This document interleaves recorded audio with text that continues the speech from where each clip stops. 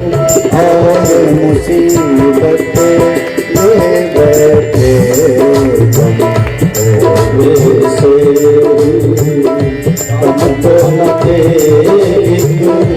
और मुसीबत ले बैठे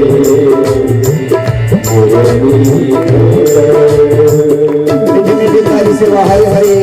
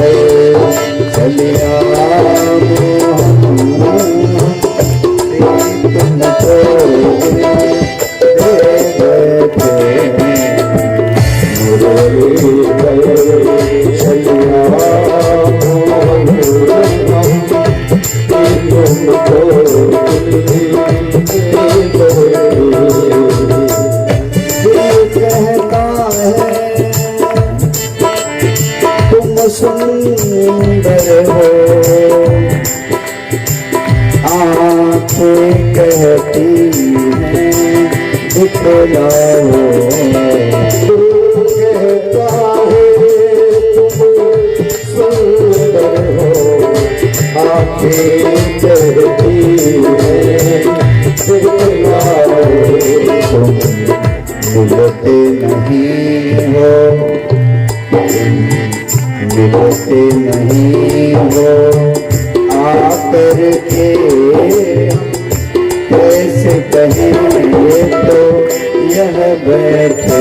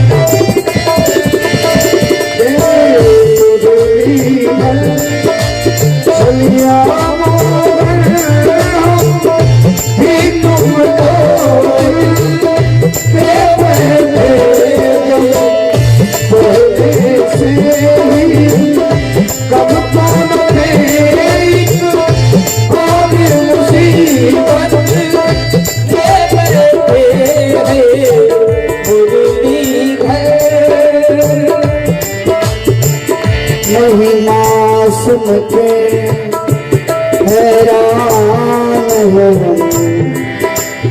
तुम मिल जाओ तो चैन मिले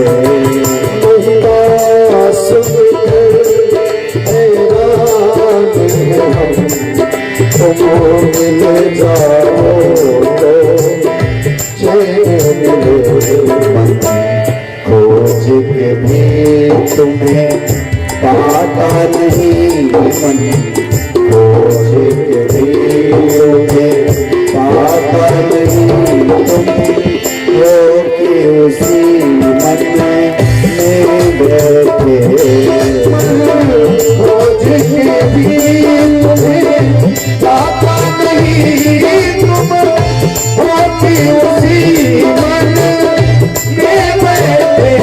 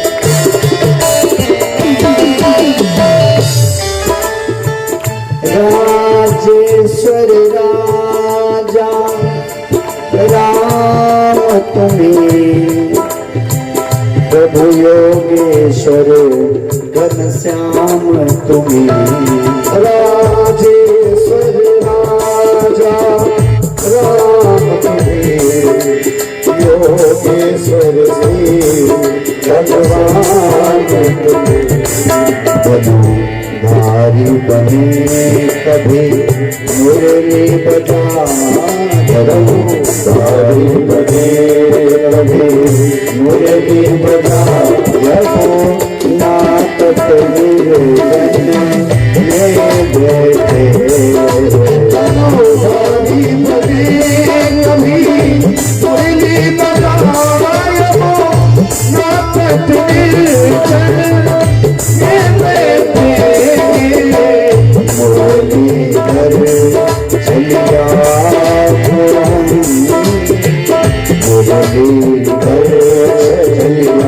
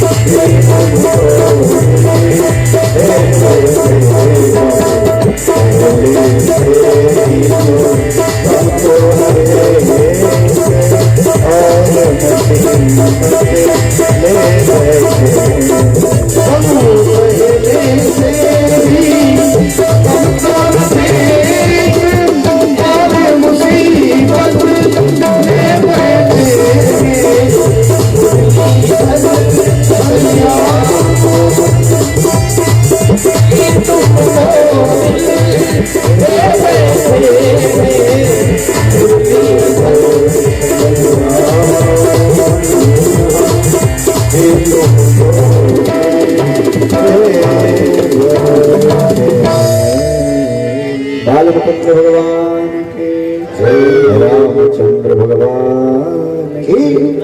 आज हमारे बीच में कई सम्मानित सदस्य आए हैं। हमारे अटल जी के परम मित्र सिंह साहब भी आए हैं और हमारे बाबा जी भी आए हैं, सामने मैं देख रहा हूँ। आदरणीय हमारे चंद्रशेखर जी, क्या नाम, यही नाम है, पूजनीय हमारे वंदनीय बाबा जी अटल जी के दादाजी और हमारे भी दादाजी और भी कई हमारे बालपुर से भी कई लोग आए हैं। वहाँ की कथा में भी आप सब लोग रहते थे और भी कई लोगों को हम देख रहे हैं। अटल जी शायद नाम की घोषणा कर रहे हैं। बोलबाल मुकुंद भगवान की जय। रवि प्रकाश जी भी आए हैं, रवि प्रकाश सिंह जी, और उनके साथ में भी कुछ साथी उनके आए हैं। रवि प्रकाश जी और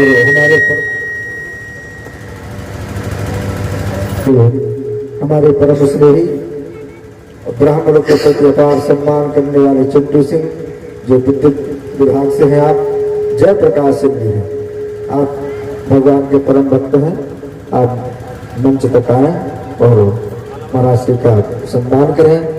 हमारे परम पूज्य प्रातस्मरणीय पिता तुल्य दादा श्री, जिनकी अपार कृपा से हम यहाँ तक पहुँचे हैं, जिन्होंने हमें दाप फटकार करके भगवान के श्री चरणों में लगाया है। ऐसे पूज्य दादाजी से निवेदन करेंगे 2 मिनट के लिए हमको आशीर्वाद भी दें और महाराज श्री से आशीर्वाद ग्रहण करें। भैया एक मिनट उनको बुलाओ। भैया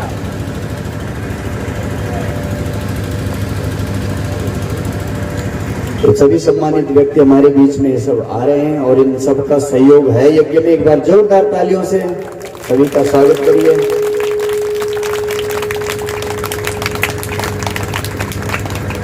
आप सभी का सहयोग इस यज्ञ में मिल रहा है। मुख्य यजमान के रूप में हमारे तिवारी जी और उनका परिवार है।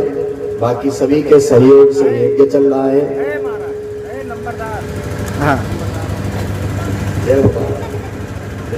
दादाजी हाथ देखा जी, दादाजी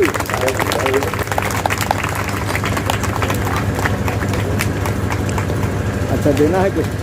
हमारे परम आदरणीय परम सम्मान्य श्री सियाराम तिवारी जी, जो वयोवृद्ध संत हैं और कथा से अपार प्रेम है, आपसे निवेदन है कि यहाँ तक जरूर आए, क्योंकि आप पुलिस चौकी मैदान में भी आशीर्वाद देने आए थे और आपको चोट लग गई है। उसके बावजूद भी आप भगवान की भक्ति को दिखाते हुए यहाँ आए हैं। बहुत बहुत साधुवाद, धन्यवाद। सियाराम तिवारी जी, लंबरदार जी महाराज, चाचा जी हमारे।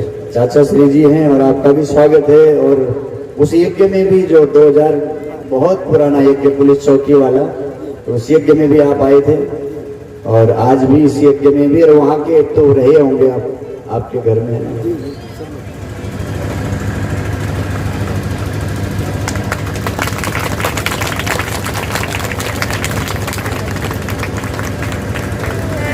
एक बार जोर से एक बार सभी लोग राजा रामचंद्र भगवान की जय श्री राम। जय श्री राम। तो जीवन को सत्संग दिशा और दशा बदलता है, इसलिए सत्संग हमेशा चाहिए, सत्संग होता रहे, क्योंकि हमें भूलने की बड़ी आदत है। पाप करत निस्वासर जाही, नहीं पटकटी नहीं पेट अगाई। जैसे ये वनवासी कहते हैं, ये कील किरा भील, ये सब कहते हैं कि प्रभु हमारा निस्वासर पाप करते ही बीतता है, ऐसे बंदो हमारा भी जीवन कैसे बीतता है? हमारा जीवन भी ऐसे बीतता है, न जाने दिन में, रात्रि में, सुबह में, शाम में हमारे हाथ से कितने पाप बनते हैं। हा? बनते कि नहीं बनते? दिन भर में हम कितने सारे पाप करते हैं, न जाने कितने जीवों को हम मार देते अपने पैरों के नीचे। हा? वो पाप है, और उस पाप का एक ही प्रायश्चित है, भगवान का नाम स्मरण, भगवान की कथाओं का आश्रय करना, उसी से पापों से मुक्ति मिलती है। तो जैसे वो जीव कह रहे हैं कि प्रभु हमारा निस्वासर इसी में बीतता है, हम नित्य पाप करते हैं, और अब तो भगवान की जो इतनी बड़ी कृपा हो गई, जो सत्संग हमें मिल गया, हमारे जीवन में परिवर्तन आ गया। हम आपके वस्त्र नहीं चुरा रहे हैं, हम आपके कपड़ों को नहीं चुरा रहे हैं, इतनी सलामती बस समझिए, क्योंकि सत्संग का प्रभाव है। सब बड़े भाव और प्रेम से फल लेकर के सबको देते हैं, जल पान कराते हैं। रात्रि बीती है वहीं पे सारे चित्रकूट में, भगवान के आश्रम में सब विराजमान हैं, सब खुश हैं, लेकिन प्रभु देख रहे हैं कि हमारी सारी प्रजा यहाँ चली आई है, सब दुखी हैं, सब कष्ट में हैं। आज सभा लगी है, आज सभा में ये निर्णय होना है कि अयोध्या के राज का क्या होगा, क्योंकि भरत जी सारी जो अभिषेक की सामग्री है वो भी साथ में लेके आए हैं। जिस दिन से ये सारी घटना घटी है, सारे अवधवासियों की रात की नींद निकल चुकी है, भोजन अब किसी को अच्छा नहीं लगता है, क्योंकि राम जी वन में हैं और हम मौज में भोजन करें, हैं?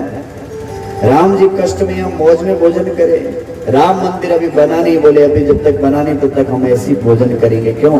उपवास करेंगे, व्रत करेंगे, नियम करेंगे, ताकि जल्दी से जल्दी। कई लोगों ने इसके लिए समर्पण किया होगा, आज से नहीं कई वर्षों से समर्पण चल रहा है, तब जाकर के आज स्थिति बन रही है।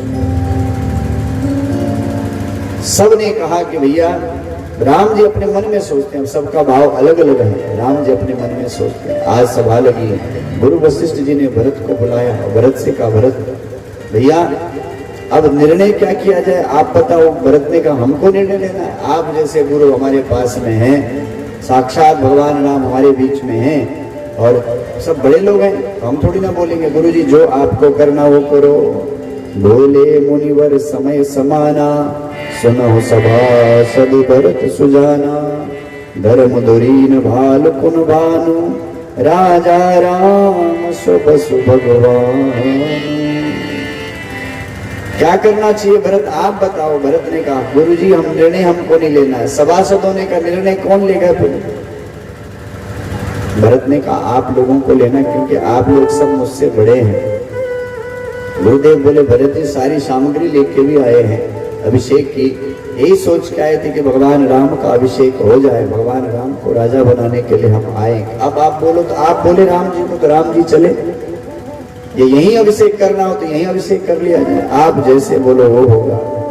भरत जी ने कहा गुरु जी हम नहीं, आप बोलेंगे। गुरु जी ने कहा ये काम हो सकता है। भरत ऐसा करते हैं, तुम और शत्रुघ्न दोनों के दोनों वनवास में तुम चले जाओ, राम और लक्ष्मण वापस चले जाएंगे। भरत तो नाचने लगे, गुरु जी ये तो आपने मेरे मन की बात कह दी, एक 14 वर्ष नहीं बल्कि जीवन भर मैं वन में रहूं उतना ही कम है, क्योंकि मेरे कारण इतने दिनों से मेरा राम नंगे पैर इस वन में भटक रहा है। मेरी माँ जानकी नंगे पैरों इन बीतियों इन जंगलों में, इन बीहड़ों में, इन पत्थरों के ऊपर, इन कंकड़ों के ऊपर जो राम मखमल की गद्दियों के ऊपर चलता था, जो जानकी मखमल की गद्दियों के ऊपर चलती थी, ऐसे जंगल जंगल भटक रहे हैं। फल पुष्प का आहार हो गया, फल खा रहे हैं केवल। मेरे कारण इतना दुख मेरे प्रभु ने झेले हैं, तो मुझे तो पूरा जिंदगी भर भी अगर जंगल में रहना पड़े वो भी कम है। एक जन्म नहीं कई जन्म में जंगल भटकता रहूं और मेरा राम आराम से रहे, सुख से रहे, चैन से रहे, प्रेम से रहे। मेरे राम को कष्ट नहीं होना चाहिए, मेरे कारण प्रभु को कष्ट हुआ है। इसलिए गुरुजी आप कहें तो बस अब जल्दी से ये बात राम जी से कहो। गुरुजी ने कहा भी तो हम आपस में बात कर रहे हैं भैया, ये बात जब मानी जाएगी जब राम जी हाँ कहेंगे, और मुझे नहीं लगता कि राम जी ऐसे कहता हाँ कहेंगे, ऐसे हो ही नहीं सकता। भरत कहता गुरुजी आप बोल के तो देखो एक बार। भरत समझ रहा है कि अगर गुरुजी एक बार भी बोल देंगे राम जी को तो चलो घर चलो, तो राम जी गुरुजी की बात को नहीं टालेंगे। फिर सोचते हैं कि माँ कौशल्या एक बार कह दे कि राम तुम्हें वापस चलना है तो माँ रुकेगी नहीं। माँ के कहने से राम जी चले जाएंगे, पर राम की माँ ऐसे कभी बोलेगी नहीं। राम की माँ ऐसे बोलेगी नहीं, गुरुजी ऐसे करेंगे नहीं, फिर कौन करेगा? मैं बोलूं? बोले इतने पाप कर्म कम किए जीवन में जो एक पाप और कर्म। और भगवान तो कृपा निधान है, करुणा निधान है। इतने बड़े पापी को भी अपने सम्मुख रखा, इतना प्रेम दिया, मुझे हृदय से लगा दिया। मुझे से पापी की कहाँ जगह दिया? वो करुणा निधान है, वो कृपा निधान है। उसने हमें हृदय से लगाया, अपनी जगह में बैठने के लिए आदर और सम्मान मुझे दिया। कौन बोलेगा? क्या निर्णय होगा? भगवान राम आए, सब लोगों ने बिठाया प्रभु को। गुरुदेव भगवान ने कहा राम जी आप बोलो क्या करना। भरत के प्रेम के वसीभूत में हो गया। भैया मैं तो भरत के लिए मैं कुछ नहीं बोल सकता। गुरुदेव ने कहा भरत का प्रेम के आगे मेरी वाणी कुछ नहीं बोल पा रही है, राम जी आप बोलो। भरत ने कहा अच्छी बात है कि अब जो है गेंद जो है राम के पाले में चलेगी, प्रभु के पाले में। अब प्रभु कुछ बोलेंगे। प्रेम जो है वो समर्पण देता है, प्रेम भोग नहीं मांगता। प्रेम समर्पण का नाम है। अगर मैं जानती कि प्रेम किए दुख होए तो नगर ढिढोरा पीटती प्रेम न करियो। प्रेम में समर्पण होता है। प्रेम का मतलब है त्याग। प्रेम का मतलब है जिसमें कुछ मांगना नहीं। प्रेम में केवल और केवल दिया जाता है। प्रेम में कोई मांग नहीं होती। आजकल का जो प्रेम है ये प्रेम नहीं है साहब। आज बोलते ना हम तुमसे प्यार करते हैं, आई लव यू बोलते हैं, हम तुमसे प्यार करते हैं, हम तुमसे प्रेम करते हैं। वो कैसा प्रेम जो 6 महीने और साल भर ही नहीं टिकता है। वो कैसा प्रेम है जहाँ झगड़े और क्लेश हो। घरों में इतना कष्ट है क्योंकि लड़ते रहते हैं लोग, झगड़ते रहते हैं, आपस में लड़ाई झगड़ा, पति पत्नी में मस्ती रहती है। कैसा प्रेम किया तुमने जो तुम कलह कर रहे हो? ये प्रेम नहीं, ये वासना है, यहाँ इच्छाएं, यहाँ मांग है। ये प्रेम नहीं है। प्रेम में मांग नहीं, प्रेम में समर्पण है, केवल और केवल समर्पण है। प्रेम का सूत्र है तत्सुखे सुखित्वम प्रेम लक्षण। प्रेम का सूत्र क्या है? तत्सुखे सुखित्वम, यानी प्रेमी के लिए पूरा समर्पण, तन मन और धन पूर्ण रूप से समर्पण। किसी बात की कोई इच्छा ही जहां नहीं रहती उसको बोलते हैं प्रेम। भगवान राम जो इनकी पत्नियां हैं रुक्मिणी इत्यादि, कभी कोई बात होती तो बार बार बोलते गोपियां ऐसे, गोपियां ऐसे, गोपियां ऐसे। हर बात में हम कहीं ना कहीं से बात गोपियों पे लेके चले जाते थे। एक बार रुक्मिणी आदि रानियों को बड़ा गुस्सा आया। पत्नियां हमें तारीफ करें गोपियों की, हमारी तारीफ करनी चाहिए ना? करनी चाहिए कि नहीं पत्नी की तारीफ? हाँ करनी चाहिए ना। एक तारीफ करने में कुछ घिसता है क्या? तारीफ करोगे हो सकता है उस दिन अच्छा भोजन मिल जाए। क्यों? एक दोस्त दूसरे दोस्त से मिला, दोस्त मिलते रहते वैसे भी। एक दोस्त दूसरे दोस्त से मिला, बोले ठीक है, बोले काय का ठीक है, अभी अभी नई नई शादी में कुछ दिन तो हुआ, झगड़े हो रहे घर में। बोले क्यों झगड़े हो रहे? अरे बोले उसके माँ ने उसको कुछ बनाना होना सिखाया नहीं, खीर बनाती है तो उसमें कभी ढंग से उसमें मीठा डालती नहीं, इसलिए डबल खीर की कटोरी है, मैंने एक घूंट लगाई, अब क्या करूं? उसको बोलूं नहीं कि तुझे खीर बनाना तेरे माँ बाप ने सिखाया नहीं। बोलते मेरे माँ बाप के लिए कुछ मत बोलना, नहीं तो चली जाऊंगी, मैं मायके चली जाऊंगी तो फिर देखते रहियो। अब क्या करूं? बोले रोटी बना के लाती तो एक तरफ पकाई, दूसरी तरफ अच्छा नहीं पका, अब खाऊं तो पेट में रात भर दर्द रहता है, इसलिए झगड़े नहीं होंगे। अब माँ बाप ने सिखाया होता तो ये सब नहीं होता, माँ बाप सिखाया होता तो ये सब नहीं होता। अब सीखा नहीं तो सीख जाए, कम से कम गूगल तो करे, गूगल में सर्च करे कि रोटी कैसे बनाते, वो भी ना करे, इतनी आलसी है। इसलिए कहा जब से शादी हुई तो रोज झगड़े हो रहे, कले हो रहे, क्या करूं यार, नरक बन गया मेरा घर तो। अरे बोले प्यार ऐसा ठीक है, कोई बात नहीं, नरक बन गया, पर तू रोज तू झगड़ा ही करता है, कले करता है, कभी तारीफ की कि नहीं की पत्नी की? बोले काहे की तारीफ करो यार, तारीफ करने के लायक कोई चीज रहती नहीं। दाल बनाती तो ऐसा लगता है कि उसमें बीजा ढूंढना पड़ता है, दाल में बीजा ढूंढना पड़ता है, तो घर में क्या कमी है दाल की? खूब गाड़ी बना देती, सब्जी बनाए तो कभी जला दे, कभी कुछ कही, तो क्या कैसे तारीफ करो? बोले नहीं, खराब बनाए तो भी तारीफ कर लेना है कोई दिन, उससे क्या होगा? बोले उससे तेरा झगड़ा खत्म हो जाएगा, घर में तेरी शांति रहेगी। इसने कहा तारीफ मतलब कैसी तारीफ? तारीफ का क्या मतलब? तारीफ तो कहीं से भी की जा सकती है, किसी चीज की भी तारीफ हो सकती है। जहाँ घर में जाना तब तेरे झगड़े में, घर में झगड़े में ना तारीफ करना। अब इसने सोचा घर जाके आज तारीफ करेंगे। जैसे घर में आया, पत्नी भोजन की थाली लेके आई, खाली थाली लाई, भी लगाया नहीं, केवल थाली लाई, तो जैसी थाली लगाई तो उसने कहा तारीफ करने के लिए बोला है दोस्त ने, तो झगड़े नहीं होंगे। जैसे थाली लगी, बोले कितनी अच्छी थाली है, कितनी सुंदर थाली है, ऐसी थाली तो कभी देखी नहीं।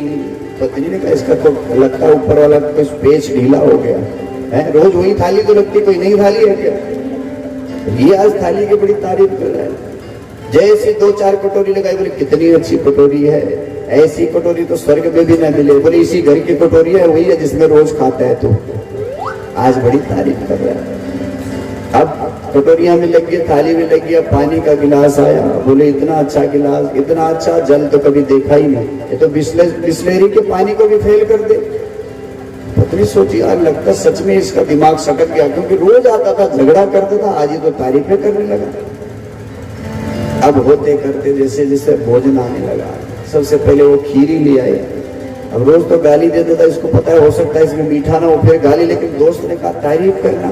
तो जैसे खीर पड़ी थाली में, तारीफ भी तो कोई लिमिट होगी, तारीफ की तो कोई लिमिट होगी, किसी भी बात की तारीफ, कुछ भी बात की तारीफ ऐसे थोड़ी ना चलता है। अब जैसे खीर डाली तो बोले इतनी अच्छी खीर, ये तो स्वर्ग में न मिले। बोले स्वर्ग की नहीं, यही पृथ्वी की यार, हमने बनाई है, रोज वाली खीर है। जैसे दाल डाली, बोले इतनी अच्छी दाल, बोले वही दाल है जो रोज बनती है, वो पीली वाली, वही बीजा उसमें, आज में तो रोज झगड़ता, कोई बात नहीं। अब पानी का गिलास आगे पड़ गया, खीर, रोटी आई तो वही जली हुई रोटी, लेकिन बोला ऐसी रोटी तो बंबई और दिल्ली के जो बड़े बड़े होटल है, हयात जैसा होटल, वहां भी ना मिले। अब तो पत्नी का हदी हो गई, इसमें तो एक एक चीज की तारीफ करता ना। जब सारा भोजन हो गया, बोले सब रख दिया तूने देवी? बोले सब रख दिया, अब यही आज बना हुआ है। बोले ऐसी थाली, इतनी सुंदर थाली सजी तो कभी देखी नहीं, और इतना सुंदर भोजन कभी देखा नहीं देवी, तेरे जैसे भोजन कौन बना सकता है? उसने कहा अच्छा ये बात है, आज मेरी तबीयत ठीक नहीं थी, इतनी खराब थी कि आज मैं होटल से खाना मंगाई हूँ, आज तक मैं खुद बनाती रही तो कोई कभी तारीफ की नहीं, आज होटल का भोजन आया तो उसकी तारीफ कर रही। कभी कभी तारीफ करे तो कोई सिस्टम होगा है? तारीफ करने के लिए बोले तो किसी भी चीज की तारीफ करने लगे। भगवान कृष्ण से गोपियां कहने लगे कृष्ण हद है, पत्नियां हम तुम्हारी, रोटी भोजन पानी हम खिलाएं तुम्हें, और तुम तारीफ करते हो उन ब्रजवासी गोपियों की, ग्वारिनियों को, जो जंगल में रहने वाली हैं ग्वारिन, तुम उनकी तारीफ करते हो, हमारी तारीफ करनी चाहिए। भगवान ने कहा जो तारीफ लायक होता है उसी की तारीफ, तो उसी की होगी, जबरदस्ती कराओगे? तारीफ कोई जबरदस्ती नहीं की जाती। बोले तुम उतने लायक बनो तो। भगवान से गोपियों ने कहा हम में क्या कमी, पत्नियों ने कहा हम में क्या कमी है कृष्ण। अरे बोले कमी नहीं, तुम बहुत अच्छी हो, अच्छा भोजन बनाते हो, सब अच्छा है, पर गोपियों की मैं क्यों तारीफ करता हूँ ये समय पे बताऊंगा, अभी नहीं। बोले समय पे? बोले हाँ, प्रतीक्षा करो। अब धीरे धीरे समय बीता। एक दिन भगवान ने कहा इनको बता दें कि गोपियां क्या हैं। हाँ, गोपियां क्या हैं, गोपियां मुझसे कितना प्रेम करती हैं, गोपियां दिखावा नहीं करती। ये भगवान आज जताना चाहते हैं कि गोपियां मुझसे सच्चा प्रेम, तुम्हारे जैसे नहीं कि करवा चौथ आया नई साड़ी मिलेगी इसलिए आज व्रत के दिन सुबह से पैर दबाने लगी। हाँ? आज भगवान ने कहा इनको बताना पड़ेगा, इसलिए प्रभु ने क्या किया, नाटक किया। कौन सा नाटक? बोले पत्नियों से कहा मेरे पेट में दर्द उठ रहा है। अब दर्द धीरे धीरे धीरे धीरे वो दर्द बढ़ने लगा। जैसे धीरे धीरे वो दर्द बढ़ने लगा तो भगवान को सचमुच का दर्द नहीं था, वो नकली दर्द था, अपने आप बनाया था। क्योंकि आज बताना है किनको, पत्नियों को, रुक्मणी आदि पत्नियों को, कि गोपियां मुझसे कितना प्रेम करते हैं। जब दर्द ऐसी चीज है ना, दर्द दिखता है क्या? बच्चे ने कहा बाबा पेट में दर्द हो रहा है, स्कूल नहीं जाएंगे। अच्छा दर्द हो रहा तुझे, अब दिखता है क्या दर्द? तुमने सोचा सच में वो तो नकली नाटक कर रहा था। अब जैसे स्कूल का 7 बजे का टाइम था, 8 बजे वैसे उसका दर्द खत्म हो जाता है। बोले अभी तो तुम कह रहे थे दर्द था। बोले अब ठीक हो गया। हाँ? दर्द चाहे वो सिर दर्द हो। बोले बहू ने कहा सास जी बहुत सर फट रहा है हमारा, तो सिर में बहुत दर्द है, आज आप ही भोजन बना लो। अब सास ने कहा बेचारी थक भी जाती है, कोई बात नहीं, इसको दर्द होगा। तो तेल लगाया खोपड़ी में, बहू की खोपड़ी दबाई, और खोपड़ी दबाने के बाद बहू तो आराम कर ले, आज मैं ही रसोई संभाल लेती हूँ, मैं ही बना लेती हूँ। अब सास ने जैसे सब कुछ बनाया, बना बना के हाथ धो के थोड़ा आराम करेगी तब बहू घर से बाहर निकल आई। बोले बहू ठीक हो गई क्या? बोले हाँ जी अब दर्द चला गया। क्यों? बोले ये दर्द इसी बात का था कि तुम भी बनाओ किसी दिन, हम ही क्यों खिलाए तुम्हें। तो कभी ये दर्द जो है दिखता नहीं है, दर्द जो है दिखता है कि नहीं दिखता। भगवान ने कहा कि गोपियों से, मेरे पत्नियों से, मेरे पेट में दर्द हो रहा है। रुक्मणी दर्द हो गया, बढ़ गया मेरा दर्द, मर जाऊंगा मर जाऊंगा मर जाऊंगा। बोले मरोगे नहीं, हम वैद्य बुला के लाते हैं। अच्छा वैद्य बुलाया गया। और जब वैद्य बुलाया गया, वैद्य आया, डॉक्टर ने नाड़ी पकड़ी। अब जब नाड़ी पकड़ी तो नाड़ी तो एकदम ठीक थी, बात पित्त कफ तीनों नाड़ियों को चेक किया, जो बराबर है, बैलेंस में है। वैद्य का दिमाग घूम गया, उसने कहा ये नाड़ियां भी ठीक है, पेट ठीक है, कहीं पेट में कब्ज नहीं दिखाई दे रही कि जिसके कारण पेट दर्द हो। चक्कर क्या है? भगवान ने कहा चक्कर सब ठीक है, तुमको पैसा चाहिए ना, जब डॉक्टर के पास जाओगे, चाहे तुम्हारी तकलीफ नहीं भी है, तो जब डॉक्टर के पास जाओगे तो वो क्या कहेगा, ऐसी घर चला जा फ्री में? हाँ बोलेगा? बोलेगा अरे इसको उसने लगाया, ये कान पे डाला अंदर। अरे बोले तुम्हारी तो हार्ट बीट भी काम नहीं कर रही। पेट के अंदर हाथ लगाए, बोले तुम्हारे पेट में तो बड़ी भयंकर, यहाँ लगता है कुछ बड़ा पत्थर फंस गया, ऑपरेशन करना पड़ेगा। बोले साहब इतना पैसा। बोले ठीक है गोली वोली ले। उसको पता है तो कुछ भी नहीं। ज्योतिषी के पास में गई, तकलीफ कुछ भी नहीं थी, फिर भी गए। उसने कहा देखो जी ये ग्रह तुम्हारा बिल्कुल खराब है। अरे तुमने कहा हम ठीक ठाक है। बोले खराब है का मतलब क्या? आज थोड़ी ना 10 दिन के बाद ये तुमको निकलेगा, इसलिए जप कराना शुरू करो। हाँ? आज से जब शुरू करवाओ तो नहीं होगा। अब आदमी घबराता है, बोलते इसलिए करवा लेते हैं। हाँ?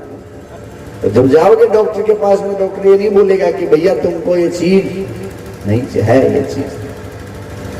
डॉक्टर ने कहा नब्ज ठीक है। उसने कहा अपना क्या जाता है, वहां से चल के तो कम से कम फीस तो ले ले अपनी, 800 रुपये 1000 रुपये जो भी है। उसने कहा देखो जी ये चूर्ण उर्ण है। रुक्मणी से कहा तुम बड़ी बड़ी हो, सयानी हो, बाकी ये सत्यभामा ये जाम होती तो ये तो वैसे भी जाम होती, इस बीच की बेटी है, उसको तो ज्यादा दिमाग रहेगा नहीं, तुम तो ज्यादा समझदार, तुम ही ये रखो। और गर्म पानी के साथ में सोते समय खिला देना, सुबह जब भोजन करे उसके बाद 2 बार ये चूर्ण दे देना, ठीक हो जाएंगे। सुबह में शाम में दोनों टाइम रुक्मणी ने अच्छे से चूर्ण घोला। बोले प्रभु इसको पियो, आप ठीक हो जाओ। और जब सच का दर्द हो तो चूर्ण से ठीक होता है कि नहीं? हो जाता है। और जो नकली दर्द होता है वो होगा ठीक? तो नकली दर्द था, भगवान को बनावटी दर्द था, वो ठीक नहीं हुआ बल्कि ज्यादा बढ़ गया। जो ज्यादा बड़ा तो भगवान जोर जोर से चिल्लाने लगे, हाय राम, हाय दैया, मर जाएंगे, हमारे तो प्राण निकला जा रहा है, भैया हम मर जाएंगे, बचा लो हमें, बचा लो। आप तो सबके सब छटपटाई, कोई इधर दौड़ी, कोई उधर दौड़े, दौड़ के कुछ नहीं होगा। बोले आप क्या करें, जो सबसे बड़े डॉक्टर थे अपने और हकीम वैद्य सब फेल हो गए। उन हकीमों से कहा यूं बोल कर, करते थे किताबें खोल कर। जो कहता था डॉक्टर, अरे हम तुझे मरने नहीं देंगे साहब, हम बड़े वाले डॉक्टर है, तुम्हें मरने दे देंगे। दूसरे दिन पता चला उसी को अटैक आ गया, अपने पहले वही निकल गया। जो कहता था साहब हम तो बड़े वाले, हम तुम्हें नहीं मरने देंगे, वो अपने से करेंगे। राम नाम सत्य होगा। उन हकीमों से कहा यूं बोल कर, करते थे किताबें खोल कर, करते थे दावा किताबें खोल कर। तो दावा करते थे कि हम मरने देंगे, वो पहले मर गए अपने से पहले। कोरोना काल में बड़ा भयावह समय था। कोरोना काल आप सब लोगों ने भी झेला होगा।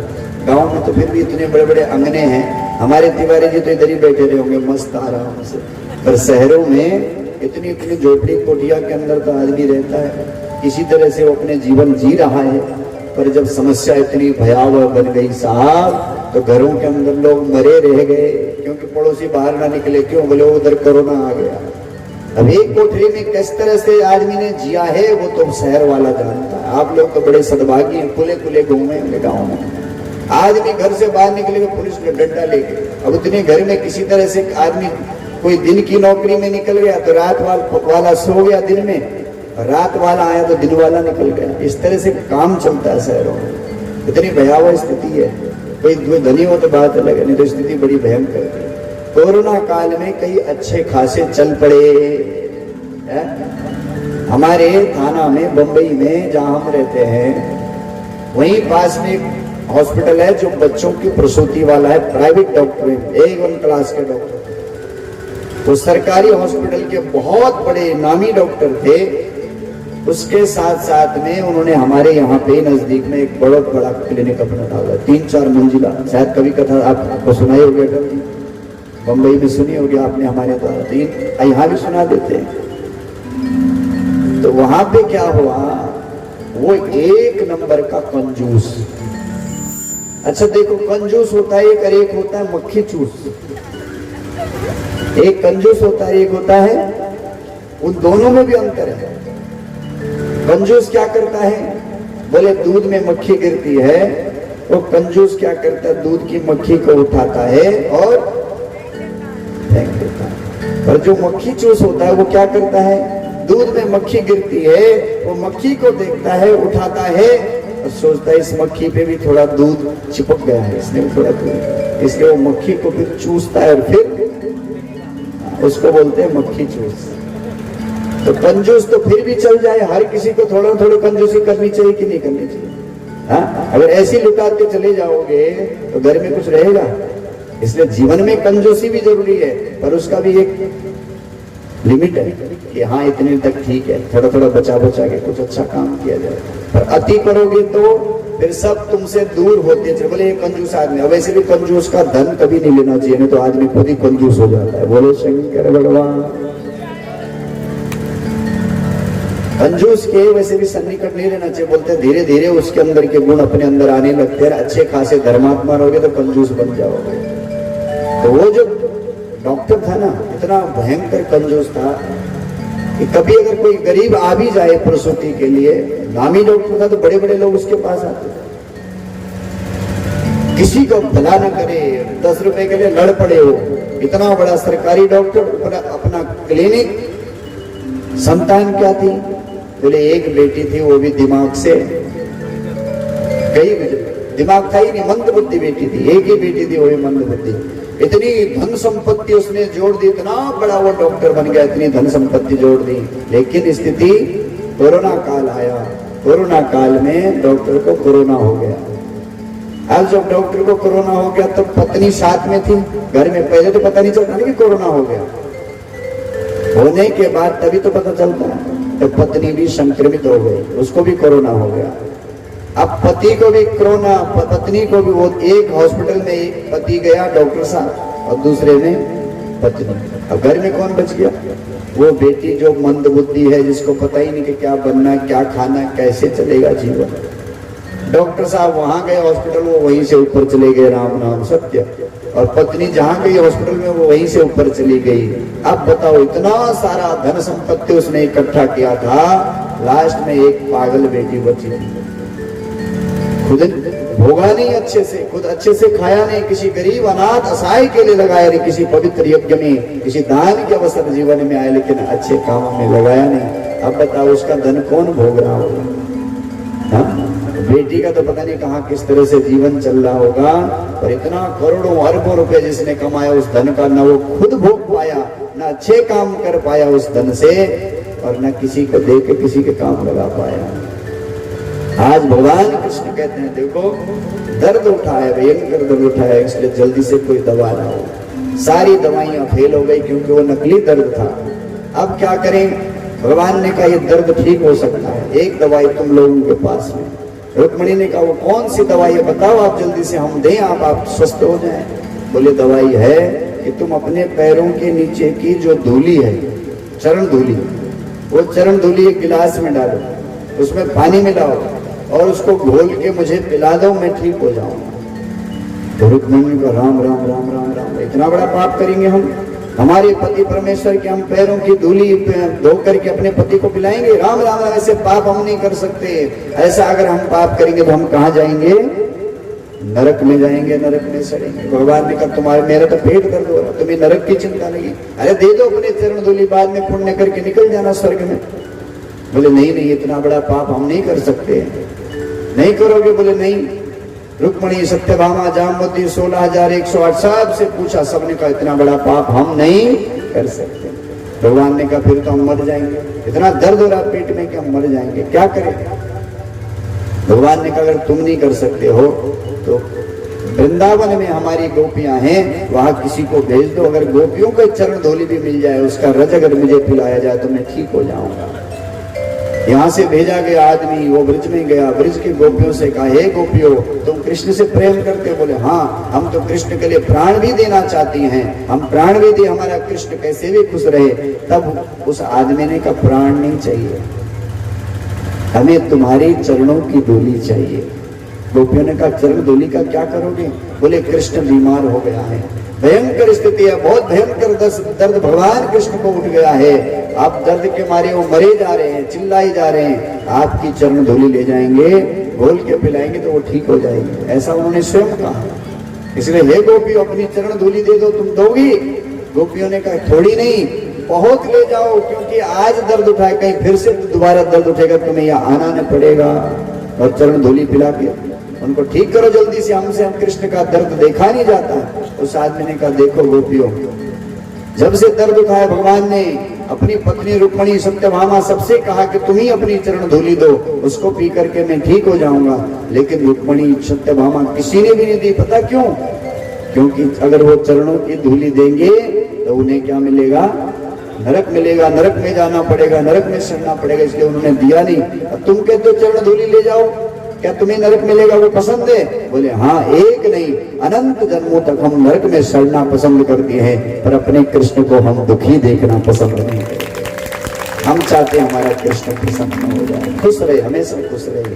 तो प्रेम का क्या लक्षण है? यही लक्षण है प्रेम का। प्रेमी ये नहीं देखता है कि मैं सुखी रहूं, प्रेमी ये देखता है कि मेरी प्रेयसी या मेरा प्रेमी हमेशा खुश रहे, उसको बोलते प्रेम। प्रेम में कोई मांग नहीं होती।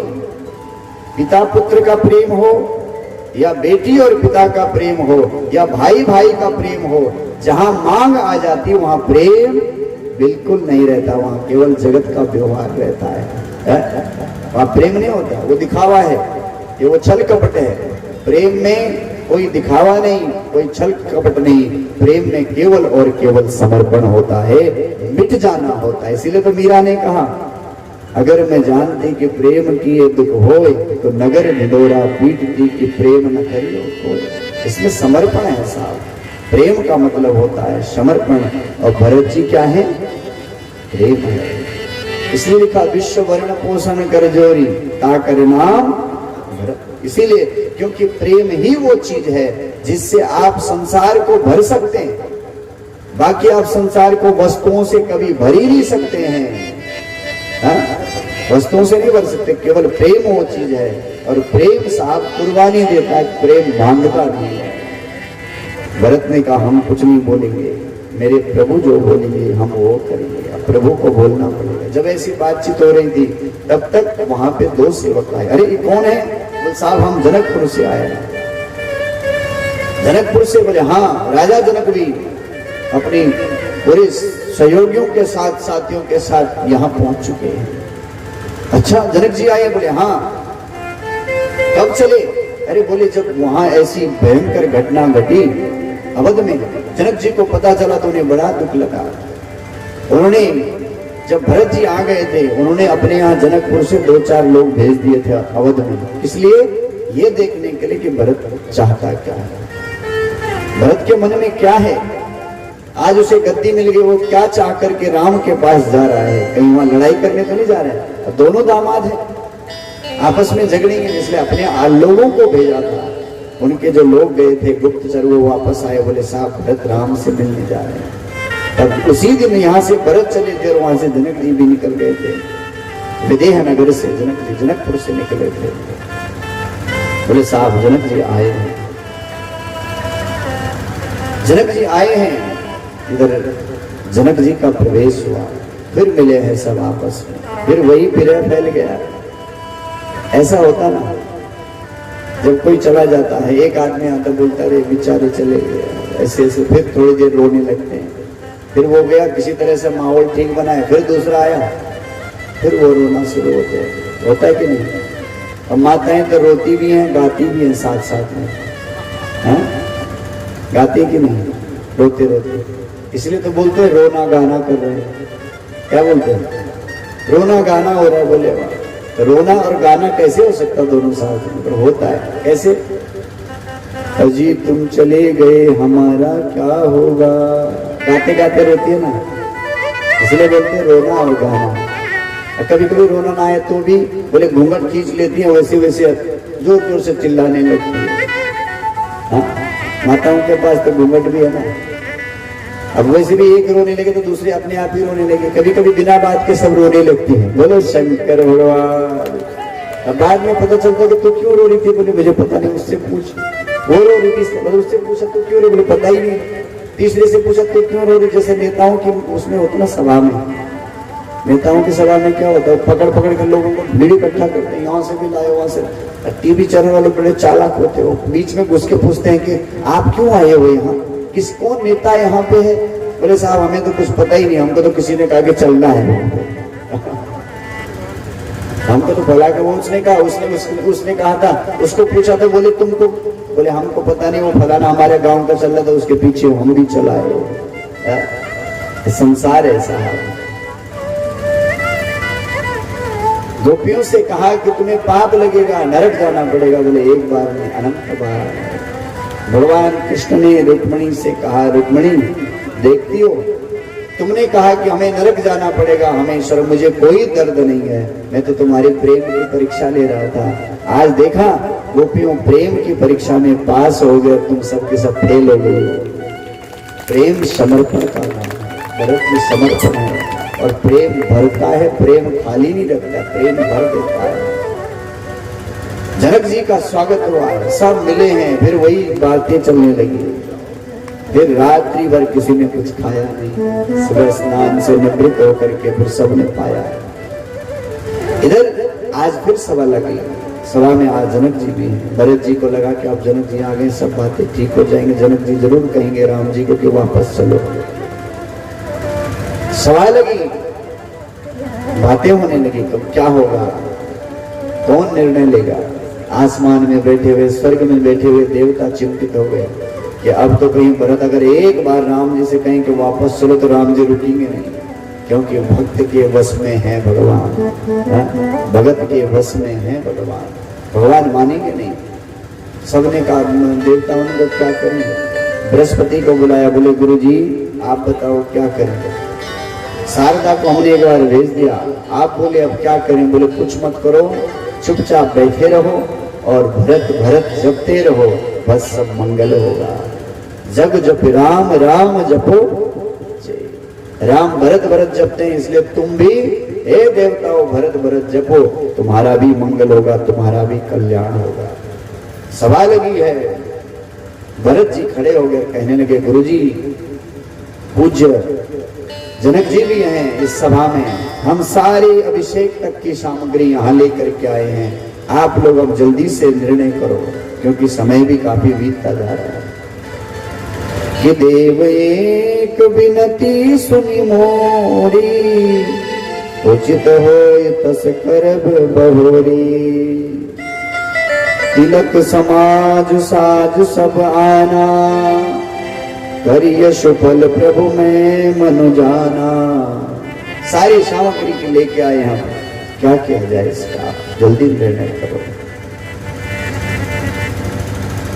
निर्णय कौन करेगा? गुरु जी कहते कि भरत जी बोलेंगे, भरत जी बोल देंगे गुरु जी निर्णय लेंगे, गुरु जी कहते कि अब जनक जी आ गए, दोनों तरफ की अच्छी तरह से जानते, इसलिए अब जनक जी निर्णय करेंगे। इसी में सभा चल रही है, ऐसी सभा रह गई। रात्रि का समय हुआ है, जनक जी अपनी बिटिया जानकी से मिले, एकदम कमजोर और कृष शरीर को जब देखा, आंखों में अश्रु आ गए। महलों में पलने वाली बेटी, जीवन के सारे सुख जिसके लिए न्योछावर किए थे, इतने बड़े घर में जिस बिटिया को ब्याहा था, ये सोचकर कि हम अपनी बेटी को बड़े घर में दे रहे हैं, इसको हर तरह के खुशहाली इसके जीवन में रहेंगे, ये सोच के दिया था। पर कहाँ जानते थे जनक, जिस बेटी को इतने लाडों से प्यारा है, प्रेम से बड़ा किया है, जिस बेटी को इतने बड़े महल के अंदर मैंने भेजा है, इसी दिन वो बेटी जंगल में नंगे पैर कांटों के ऊपर चलेगी। ऐसा कहाँ सोचा? ये भाग्य है साहब, कब बदल जाता है इसका भरोसा नहीं। कब रंक राजा बन जाए, कब राजा रंक बन जाए, पता नहीं है साहब जीवन। कब जीवन में परिवर्तन आ जाए, कुछ पता नहीं है। इसलिए अपने बच्चों को संस्कार दो, संस्कारित करो बच्चों को। कई लोग जो पैसे वाले होते हैं ना, उनके बच्चे बड़े बिगड़े हुए थे, अक्सर बिगड़े होते हैं। ज्यादा पैसे वाला लाड़ इतना करते हैं कि बच्चे बिगड़ जाते हैं। आपके लाड़ के कारण अगर आपके बच्चे का जीवन बर्बाद हो ना, तो सबसे पहले उसका दंड तुम्हें ही मिलेगा। क्यों? क्योंकि तुम्हारे कारण तुम्हारा बच्चा बिगड़ा है। बाप अगर शराब पीता है तो बच्चे के सामने न पिए। क्यों? क्योंकि तुम्हारा बच्चा तुम्हें देख रहा है, और धीरे धीरे देखते देखते एक दिन वो जब बड़ा होगा तो उसे भी लगेगा कि पिताजी रोज बोतल भर के पीते, तो क्या होता है इस बोतल को पी के। एक दिन गलती से वो भी उस बोतल को मुंह में लगाएगा और फिर वो भी शराबी बन जाएगा। आप कोई नशा करते हैं, भले तम्बाकू ही खाते हैं, तो बच्चे के सामने मत खाओ। क्यों? आपका बच्चा आपको देख रहा है, एक दिन वो भी पुड़िया लेकर डालेगा मुंह में, कहीं आपसे पहले आपका बेटा काल के गाल में न चला जाए। साहब, आपने अच्छा खाया, पुराने लोगों अच्छा खाया था सब, इसलिए आप तो झेल ले, आप निकल सकते हो 100-90 तक, पर आज का बच्चा वो नहीं झेल पाएगा। क्यों? क्योंकि वो हर चीज में केमिकल खा रहा है, चाहे दूध हो, दही हो, घी हो, शहद हो, फल हो, सब्जियां हो, राशन हो। अरे साहब, सेब के अंदर इंजेक्शन मार मार के उसे मीठा कराया जाता है। फलों के अंदर इंजेक्शन लगा लगा के उसके अंदर ऐसी चीजें डाली जाती कि वो बहुत मीठा बन जाता है। सब्जियां हरे करने के लिए न जाने कैसे कैसे केमिकल आए, बासी सब्जी एकदम ताजी जैसे दिखने लगती है। इसलिए आप पचा सको बात अलग है, लेकिन आज का बालक वो पचा नहीं पाएगा, कहीं आपके पहले आपका बच्चा इस जहर को खाने के कारण ऊपर न चला जाए। सावधानियां हैं, आप स्वयं पहले करिए तब बच्चा करेगा, नहीं तो बच्चा आपको देख रहा है, एक दिन आपको देखते देखते आपका बच्चा भी उसी पे चल पड़ेगा, और फिर यम के दरबार में तुझे जवाब देना पड़ेगा कि तूने बच्चा पैदा करके इसीलिए पैदा किया था। इसीलिए बच्चे को पैदा किया था कि तेरा बच्चा बर्बाद हो जाए, तेरे बच्चे का जीवन नरक जैसा बन जाए। इसलिए ये जिम्मेवारियां हैं, ये संस्कार हैं। संस्कार रहेंगे तो सब अच्छा होगा, अगर संस्कार नहीं रहेंगे तो कुछ भी अच्छा होगा। अपनी बेटी ऐसा मत समझो कि हम पैसे वाले हैं, हमारा बेटा ऐसे निकल जाएगा, नहीं, ये तुम्हारी गलती है। अरे साहब, बड़े बड़े निकल पड़ी है तो तुम कौन से खेत की मूली हो? वो सहारा वाला कौन सा था? वही बंबई में ही बात है, इतना बड़ा कंपनियों का मालिक, बेटे ने घर से निकाल दिया तो उसको घर में रहने मिला नहीं, कहीं किराए के मकान में रहता है, रोटी खाने का 2 समय किसी तरह से जीवन चलता है। क्यों? लास्ट में जब चैनल वालों ने सामने खड़े होकर पूछा, साहब आप इतने बड़े धनी रईस आदमी थे, करोड़ों कंपनियां आपकी थी, इतने बड़े नौकर चाकर आपके पास में रहते थे, आप आज रोड पे क्यों आए?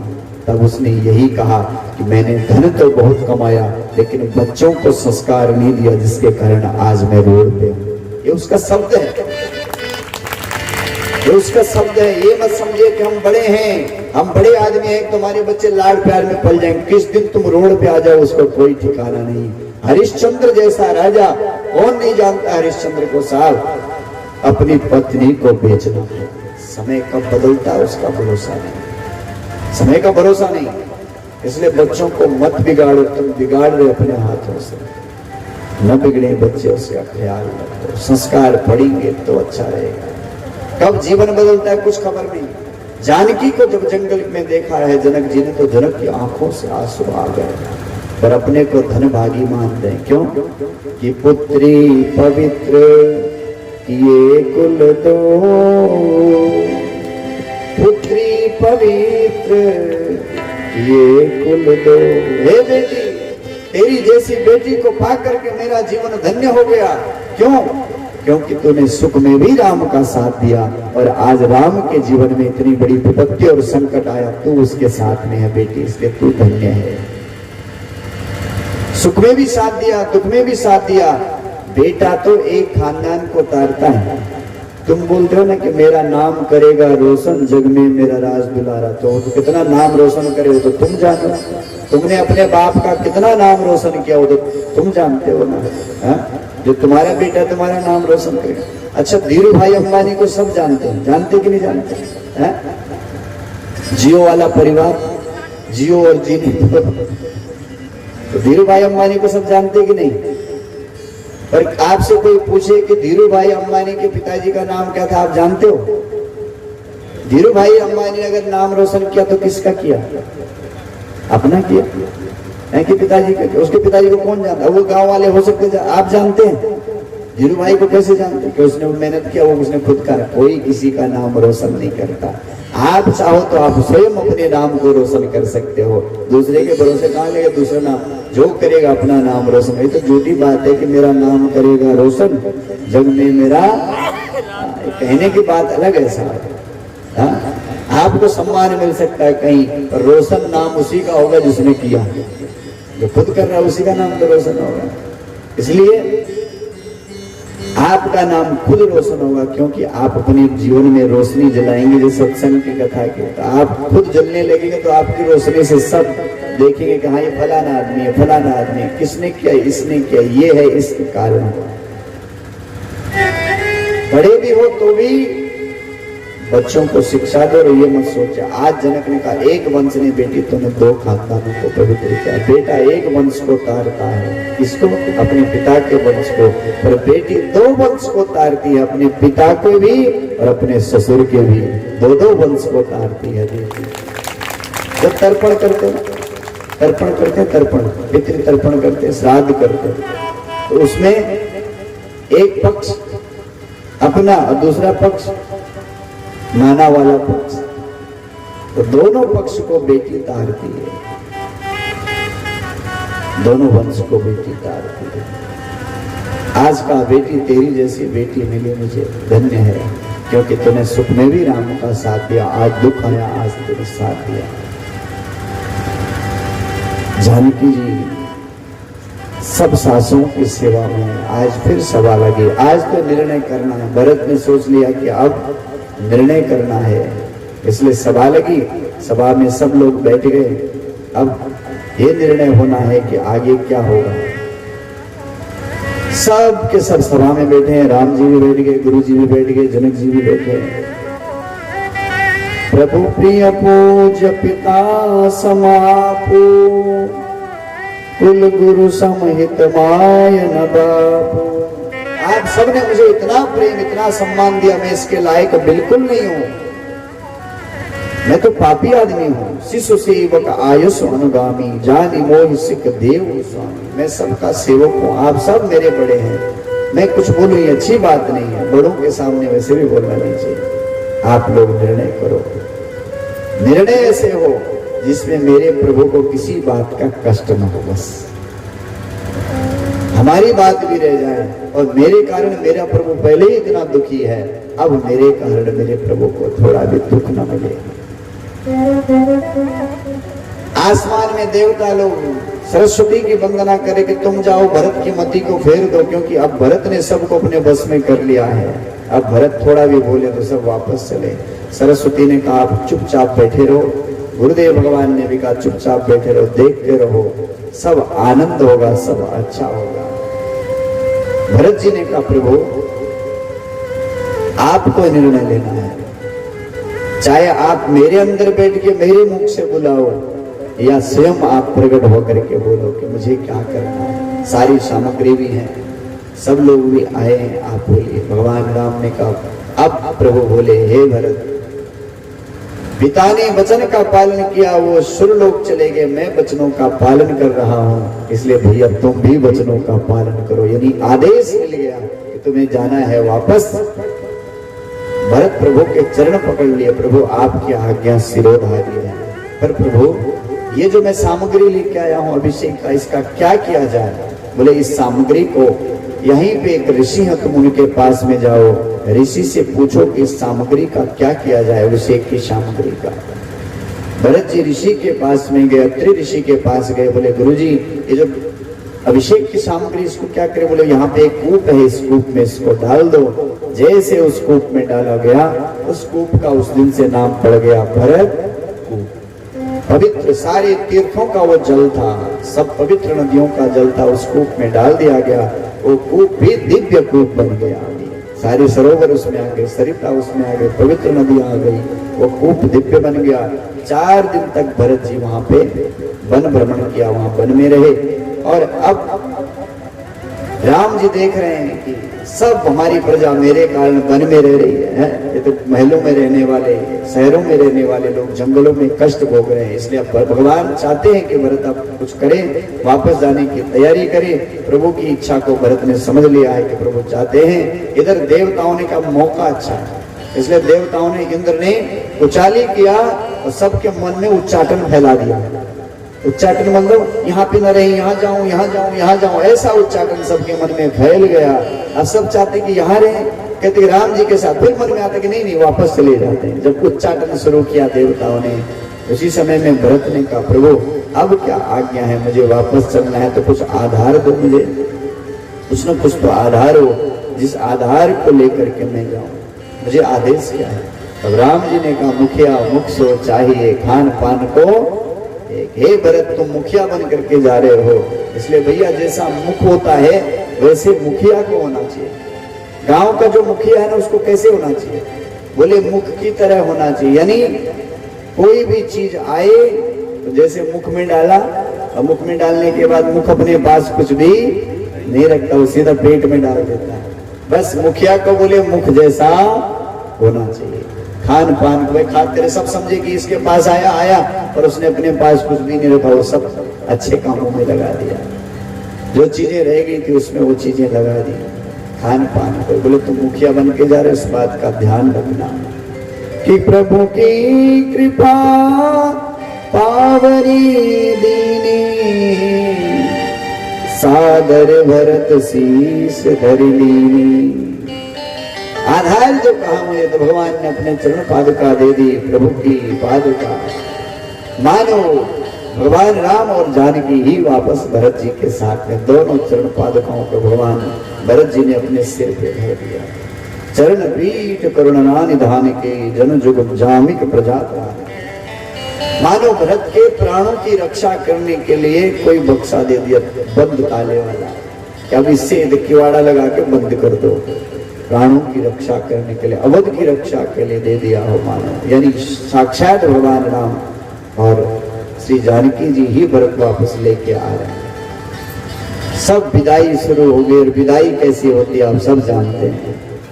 सब विकल हो गए, रोने लगे, सब एक दूसरे से मिलने खूब रोते हैं। भरत जी बार बार भगवान के चरणों में गिरते, सबको वहां से विदाई मिली, सब विदा हुए। भगवान राम, जानकी और लक्ष्मण जी उस कुटिया में बैठे हैं।